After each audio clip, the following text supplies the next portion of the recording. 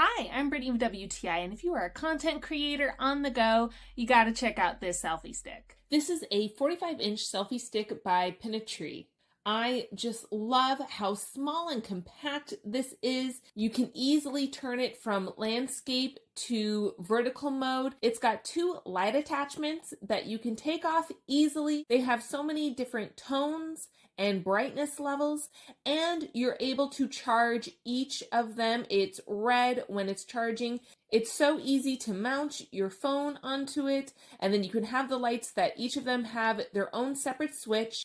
It has its own little remote control that you can connect via Bluetooth to your phones so that you can activate your phone to take pictures or to start recording. And the light makes such a big difference when you're filming in a spot that's a little dark, hard to see. You can see the difference of when I wasn't using the light to when I attached them. It's so easy to take on the go in your bag, in your pocket.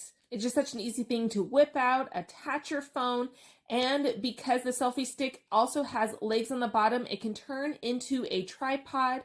And again, you can remove the remote so that you can activate it at a distance and take the footage that you're needing for whatever content you are creating.